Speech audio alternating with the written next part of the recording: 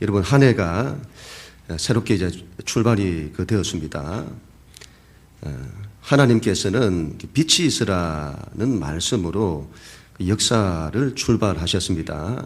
우리도 그래야 합니다. 하나님 말씀대로 되어야 합니다. 빛이 있어야 합니다. 내 인생에 빛이 있어야 하고 또 내 가정에 교회에 빛이 있어야 합니다.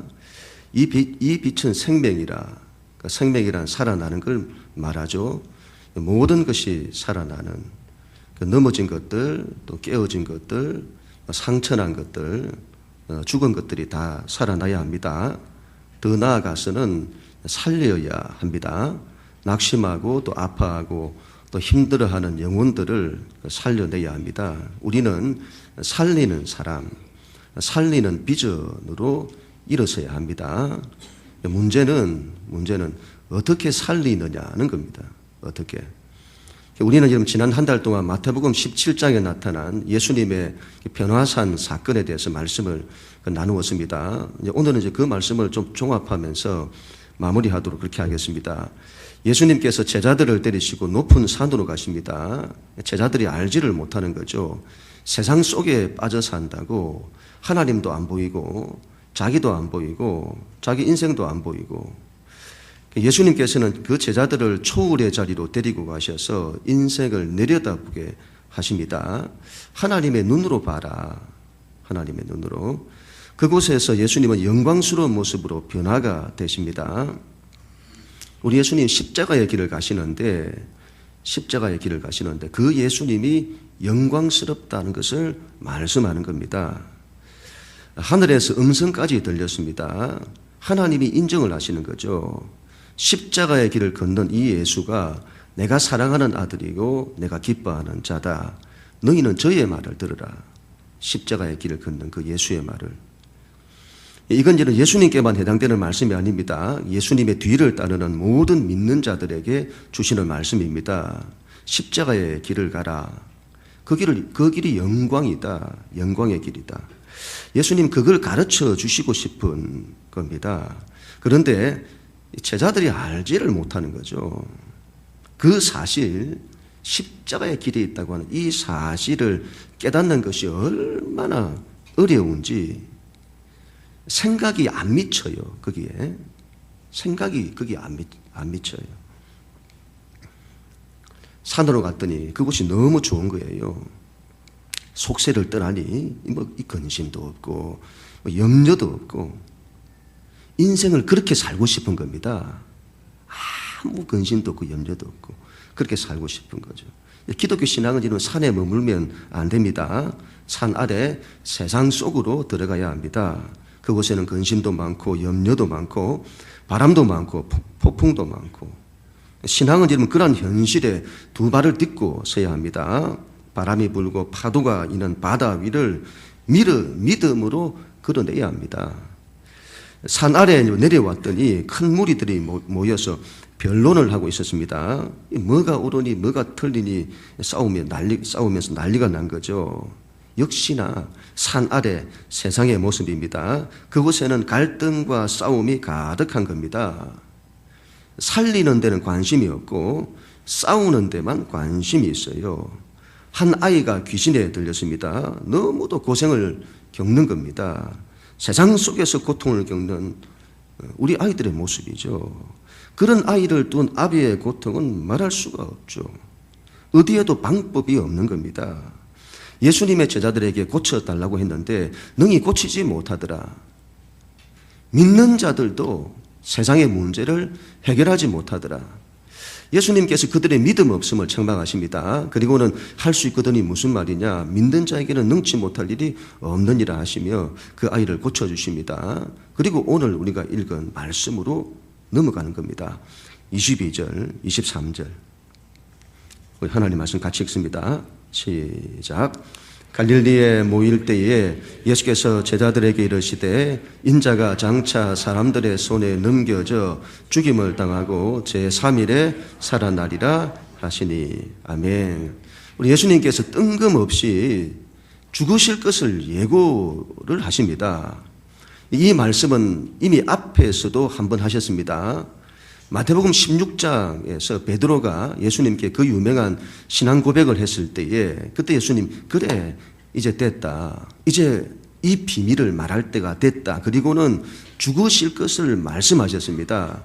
그리고 오늘 또 말씀을 하시는 겁니다. 오늘뿐만이 아니죠. 나중에 또 하세요. 여러분 같은 말도 한두 번이죠. 왜 자꾸 같은 말을 하시나? 그만큼 중요하다는 거죠. 또한 이 제자들이 깨닫지를 못하는 겁니다. 깨닫지를 못해요. 그래서 자꾸 반복하시는 겁니다. 이게 중요하다. 이게 중요하다. 그 길이 아니다. 이 길이다. 내가 이 길을 간다. 너희도 이 길을 가야 한다. 그걸 강조하시는 거죠. 이해가 안 되죠. 좀 전에 귀신 들린 아이를 고치셨습니다. 믿는 자에게는 능치 못할 일이 없다고 하시고 너희 믿음이 겨자씨 하나만 있어도 이 산을 옮긴다고 하시고 예수님이 가지신 엄청난 힘, 엄청난 능력, 이 능력으로 세상을 뒤집어 엎을 거다. 로마의 거대한 힘을 굴복시키고 이스라엘을 독립시키고 고통당하는 자들 해방시키고 세상을 바꿀 거다. 그런 걸 말씀하셔야 하는데, 그런 걸 말씀하셔야 되는데 완전히 분위기에 찬불을 끼얹으시는, 죽으신다고 말씀을 하시는 겁니다. 죽으신다고.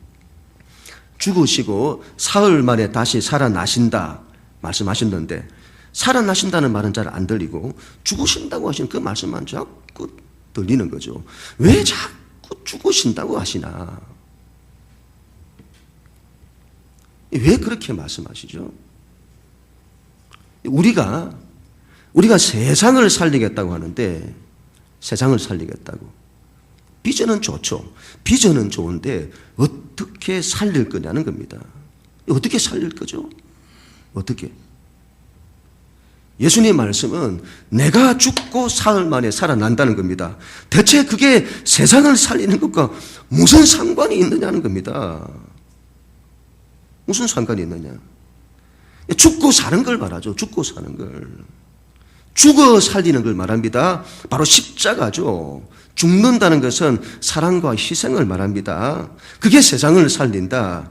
기독교는 여러분 돌을 닦는 종교가 아닙니다. 사람을 사랑하고 그들을 위해서 자기를 희생하는 종교입니다. 하나님의 구원의 방식이죠. 사랑과 희생. 여러분 하나님의 사랑은 말로 다 할 수가 없습니다. 그 사랑은, 하나님의 그 사랑은 우리를 어떻게 해서라도 살리시기를 원하십니다.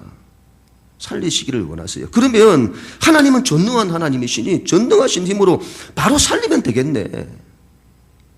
그렇지 않습니다. 하나님의 공의가 그걸 허락지 않습니다. 이런 죄인인 우리에게 어떻게 생명을 줍니까? 자격이 안 되는데 대학에 입학을 시키는 겁니다. 부중 입학. 누가 그랬냐? 기업에 특혜를 줘요. 누가 그랬냐? 만약 하나님이 죄인인 우리를 자격이 없는데 살리셨다면 고소자들이 들고 일어날 겁니다. 어떻게 그럴 수가 있냐고. 하나님을 고소할 겁니다. 하나님이 계신 자리에서 내려오셔야 된다고 할 겁니다. 그러면 어떻게 할 거냐? 인간이 살 수 있는 길은 없냐? 여러분, 이 죄 문제 해결 없이는 아무것도 안 됩니다. 아무것도 안 돼요. 길은 오직 하나. 누군가가 그 사람을 대신해서 정당한 심판을 받는 겁니다. 그것도 죄 없는 자가 심판을 받는 겁니다. 그래야만 하나님이 그 사람을 살릴 수 있는 길이 열리는 겁니다. 그래서 여러분, 인간을 구원하는 일에는 죄 없는 자의 희생이 반드시 따르는 법입니다. 그 길을 예수님이 가시는 겁니다. 여기서 한 가지 더. 만약 예수님이 그걸 거부하셨다면, 예수님이 거부하실 수도 있습니다. 거부하셔도 누가 뭐라 할 사람 없습니다. 그랬다면 우리의 구원은 이루어지지 않았을 겁니다. 그래서 여러분, 이 하나님의 구원이라고 하는 것은 우리를 어떻게 해서라도 살리시고자 하는 하나님 아버지의 사랑과 그 사랑을 깨달아 당신을 기꺼이 죽음의 자리에 내어주는 하나님의 아들의 희생을 통해서 이루어지는 겁니다. 이게 하나님의 구원의 방식이에요. 이건 예수님께만 해당되는 것이 아닙니다. 예수님의 뒤를 따르는 모든 믿는 자들, 하나님의 아들들인 우리에게도 해당되는 것입니다. 하나님이 세상을 살리시는 방식이 본래 그런 겁니다. 세상을 살려야 한다는 하나님의 간절한 사랑에서 출발을 하는 것이고, 그 일이 하나님의 아들들의 희생을 통해서 일어나는 겁니다. 그래야 세상을 살린다. 하나님의 아들들이 이걸 거부하면 하나님의 구원은 일어나지 않는다. 그러면 어떻게 하냐? 하나님의 뜻을 위해 자기를 희생하고 순종하는 사람이 나타날 때까지 기다리신다. 그런 사람이 나타나면 그 사람을 통해서 하나님의 역사가 펼쳐진다. 십자가와 부활, 다시 말하면 죽고 사는 걸 말합니다. 예수님이 죽어 내가 사는 것이고, 내가 죽어 다른 이를 살리는 것. 이게 여러분 기독교 신앙의 핵심이죠. 지난 금요기도회 때 나누었는데, 사도 바울은 이 신비를 세례라는 말로 설명을 합니다. 세례가 이런 뭐죠? 그 옛날 모세가 이스라엘 민족을 이끌고 홍해를 건너는 사건을 세례라고 합니다. 이스라엘 백성이 모세와 함께 홍해로 들어갑니다. 앞에는 길이 막혀 있고 뒤에는 바로의 군대가 쫓아오고 어디에도 방법이 없어요. 구원의 방법이 없는 거죠. 그때 모세는 너희는 두려워하지 말고 가만히 서서 오늘날 너희를 위하여 행하시는 하나님의 구원을 보라 말씀하시면서 바다를 둘로 나눕니다. 그리고는 바다 속으로 들어가는 겁니다. 여러분, 하나님의 구원을 보라, 하나님의 생명의 역사를 보라고 하고는 바다 속으로 죽는 대로 들어가요. 죽는 대로. 여기에 이런 비밀이 있는 겁니다. 죽는 대로 들어가요. 이쪽 편에서 보면 바다로 들어가는 이쪽 편, 애굽편이죠. 이집트 편에서 보면 이스라엘은 모세와 함께 죽는 길로 들어가는 겁니다. 반대로 여러분, 반대편에서 보면 이스라엘은 모세와 함께 바다 속에서 나오는 겁니다. 살아나는 거죠.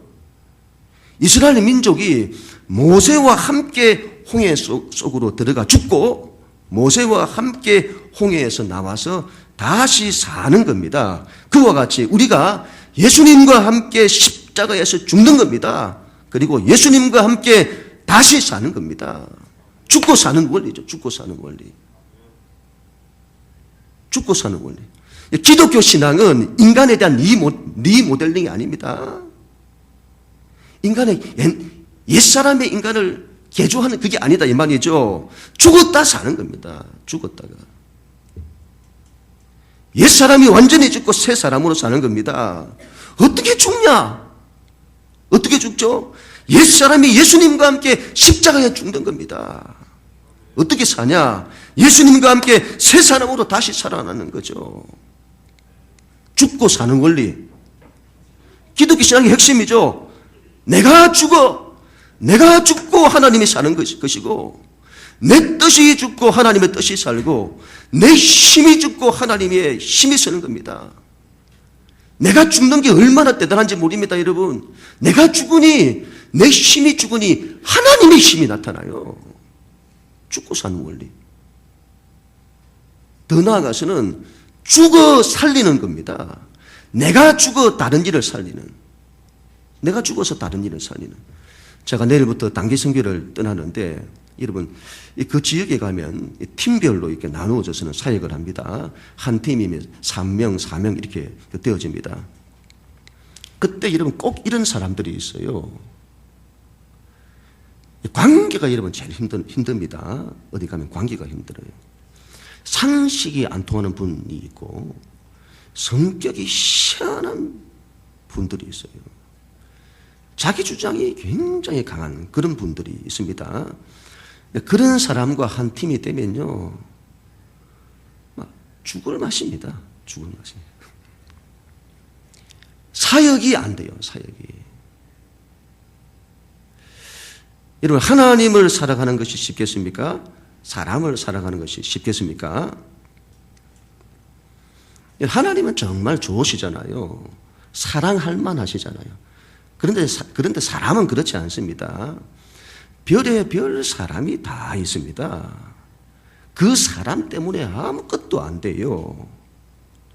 그 사람과 한 팀이 되면요, 요즘 사람들 말처럼 이 병맛입니다. 병맛. 좋은 마음으로 단기 선교 갔다가 시험 들어서 돌아옵니다. 여러분, 이거 어떻게 해야 될까요? 그런 사람 안 만난다는 보장도 없고 어떻게 해야 될까요?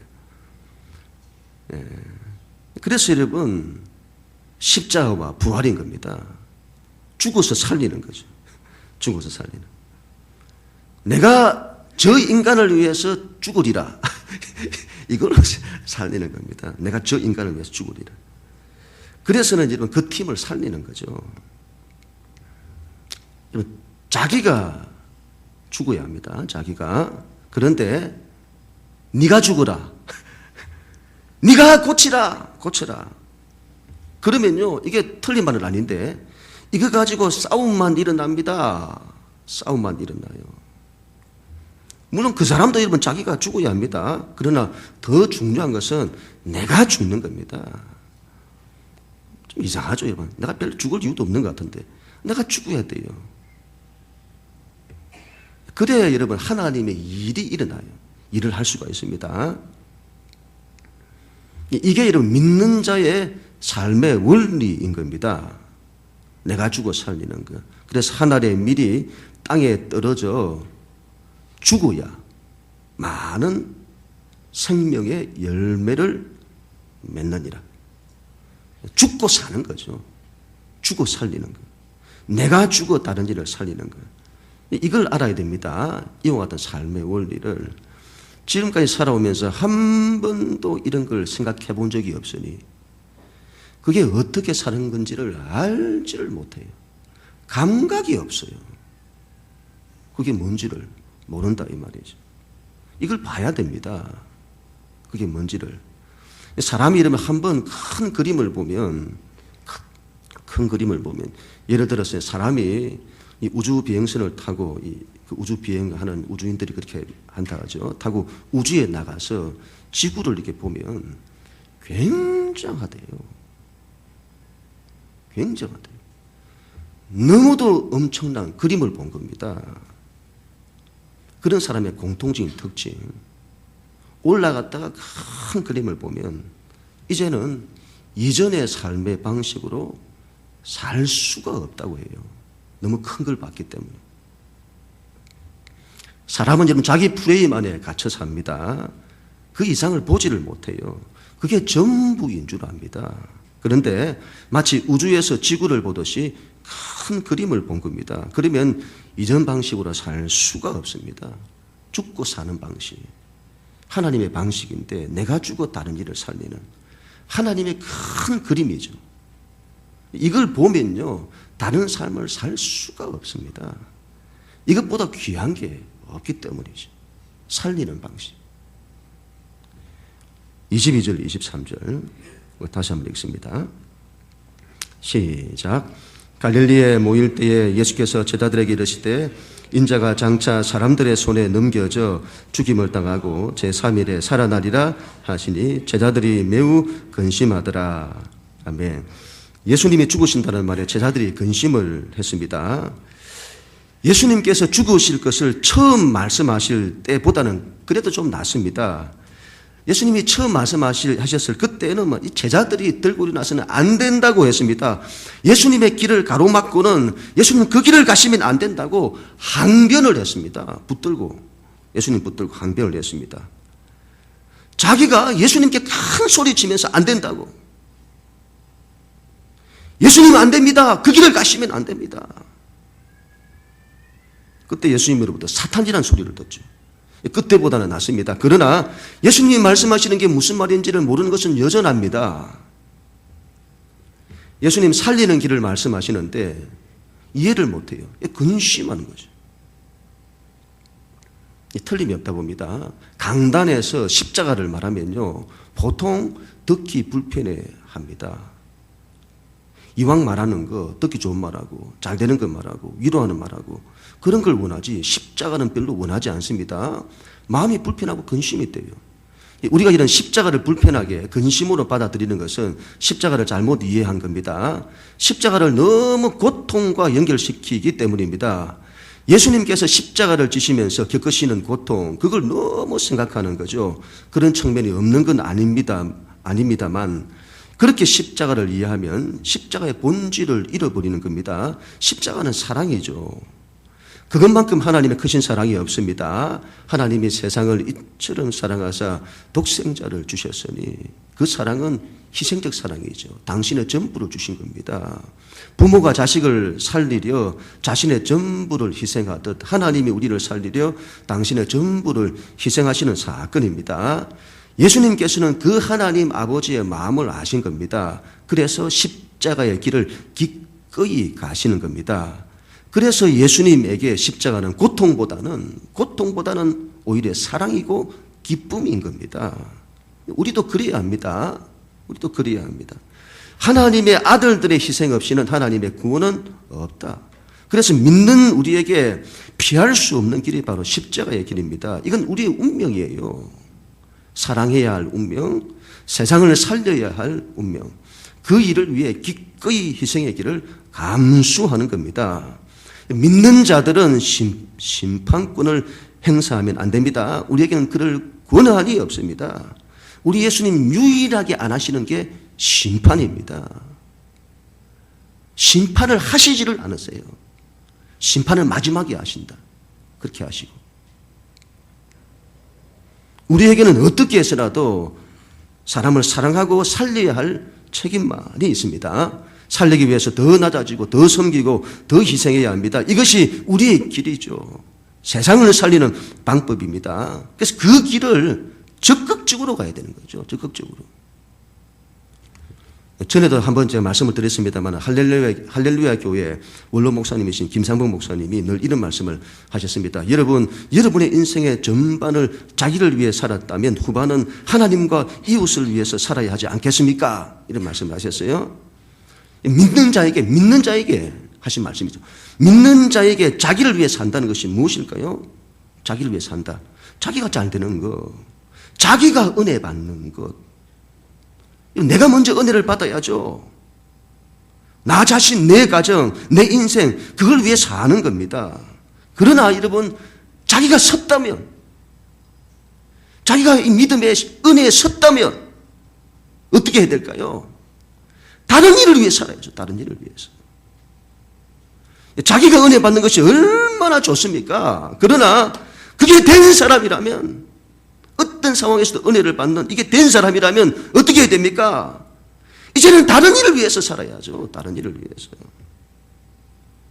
다른 일을 위해서.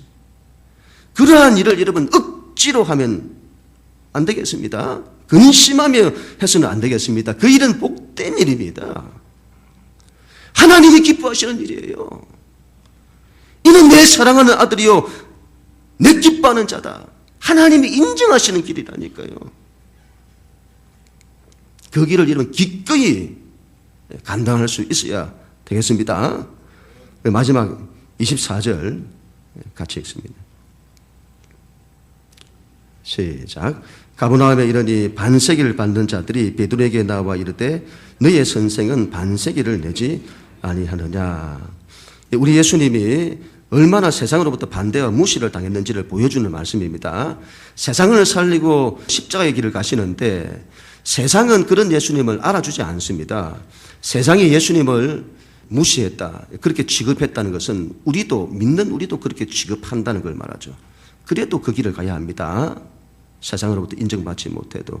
반세기를 받는 자들이 베드로에게 너의 선생은 왜 반세기를 내지 않냐, 예수님을 반대하고 무시하는 말입니다. 비난하는 거죠.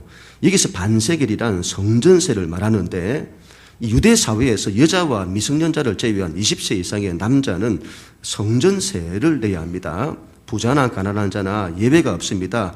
동일하게 반세기를 내야 했습니다. 당시 노동자 하루 품삯의 2배, 3배의 돈인데 이 속전이라고 합니다. 속전. 하나님께서 그 옛날 이스라엘 백성을 애굽에서 구원하실 때에 애굽의 모든 장자를 다 심판하세요. 그들이 죽죠. 그때 이스라엘의 가정에는 어린 양을 잡아 그 피를 문설주와 임방에 바르게 합니다. 그리고 그 가정은 심판이 이루어졌다고 해서는 죽음이 넘어가는 거죠. 그래서 유월절이라고 하고 그 은혜를 받은 값을 하나님께 드리는 겁니다. 그 돈은 성전 운영을 위해서 사용되는데 예수님께서 그 돈을 안 된다고 비난하는 겁니다. 그때 예수님께서 이렇게 말씀을 하시죠. 아들은 세를 매나리라. 이 무슨 말입니까? 예수님은 하나님의 아들이시죠. 죄가 없으십니다. 죄로부터 구원을 받은 자에게 속전을 요구하시는 겁니다. 예수님은 죄도 없으시고 또 오히려 우리를 대신해서 십자가에 죽으십니다. 그런데 사람들이 그 예수님에게 속전을 내라는 겁니다. 다르게 말하면 이 변망덕도 유분수지, 물에 빠져 죽어가는 걸 구해줬더니 보따리 달라고 한다는 말과 같은 겁니다. 예수님은 성전의 주인이십니다. 그런데 성전의 주인을 함부로 취급하는 겁니다. 예수님 그런데 그걸 다 받아들이세요. 그리고 이렇게 말씀을 하십니다. 27절. 그러나 우리가 그들이 실족하지 않게 하기 위하여 너가 바다에 가서 낚시를 던져 먼저 오르는 고기를 가져 입을 열면 돈 한 세겔을 얻을 것이니 가져다가 나와 너를 위하여 주라 하시니라. 예수님 정말 대단하시죠? 성전세를 내지 않을 권한을 가졌음에도 불구하고 그것 때문에 다른 사람들이 실족하는 걸 원치 않으시는 겁니다. 그래서 그 권리를 다른 사람을 위해서 당신의 권리를 다 쓰지 않는 겁니다. 우리 예수님 그렇게 하세요. 이런 권리를 쓰는 것보다 더 중요한 것이 다른 일을 위하고 살리는 겁니다. 지금 세상을 보세요. 권리를 달라고 합니다. 누군가가 다른 이의 권리를 위하는 것은 굉장히 귀한 겁니다. 그런데 자기가 자기 권리를 달라고 집단이 자기 집단의 권리를 달라고 하는 것은 굉장히 틀릴 수 있습니다. 악할 수 있어요. 권리는 귀한 건데. 다른 일을 위하는 게 더 중요합니다. 권리보다 더 중요한 게. 믿는 자는 그래야 합니다. 다른 일을 위해서 자기가 손해를 보는 겁니다. 다른 일을 위해서 자기가 낮아지는 겁니다. 여러분 좀 무시당하면 어떻습니까? 예수님도 무시당하시는데. 예수님 베드로에게 바다로 가서 낚시를 던져 잡은 고기에 입을 열면 한 세겔을 얻을 거다. 그걸로 나와 너를 위해서 성전세를 내라. 우리 예수님이 얼마나 돈이 없으시면 성전세를 낼 돈도 없으신 겁니다. 그래도 그렇지 어떻게 물고기 입에서 돈이 나오냐 믿을 수 없다 이렇게 생각할지 모르겠습니다만 예수님 당시 사람들에게는 그렇지만도 않습니다. 이 물고기를 무시트라고 하는데 지금 성지순례를 가면 갈릴리에서 기름에 튀긴 이 고기를 준다고 해요. 베드로 고기라고 하는데 무시트 자라면 한 40cm 정도가 된다고 해요. 비가 많이 오는 우기 때에는 북쪽 해안에서 지내다가 건기가 되면 물 밑바닥에 구덩이를 파고는 산란을 시작한다고 합니다. 알이 어느 정도 수정이 되면 독특한 이 물고기는 버릇이 하나 있는데 암컷이 그 알들을 자기 입속에 넣어서 2주, 3주 동안 보관을 한다고 해요. 그래서 히브리어로 이 물고기를 암눈이라고 한다고 합니다. 암이란 보호한다는 것이고 눈이란 물고기를 말하는데 물고기를 보호한다. 보호하는 물고기를 말하죠. 예수님과 좀 비슷하죠. 입속에 있던 새끼들이 장성해서 입 밖으로 나가면 입이 너무 허전하다고 해요. 입이 너무 허전하다. 지난주에 저희 집 아이들이 2박 3일 동안 캠프를 갔다 왔는데 집에 있을 때는 그렇게 시끄럽고 그냥 막 집이 그냥 예. 그렇더니 이 여선이 얼마나 허전한지. 여담입니다만은 저희 큰애가 이번 캠프로 가서 굉장히 은혜를 받고 왔습니다. 자랑입니다, 여러분. 자랑입니다. 창세기를 다 읽었어요. 그리고는 얼마나 질문하는지. 제가 한 주 동안 질문 받다가 12시를 넘겨가지고 얼마나 피곤하게 새벽 기도를 했는지 모르겠습니다. 하여튼 이 아이들이 없으니까 굉장히 허전해요. 그래서 이 물고기가 바닥에서 반짝거리는 것이 있으면 그걸 입에 물고 다닌대요. 입이 심심해가지고. 당시 갈릴리 어부들에게 종종 일어나는 경우라고 합니다. 물고기 잡아서 갈라보니까 횡재를 하는 거죠.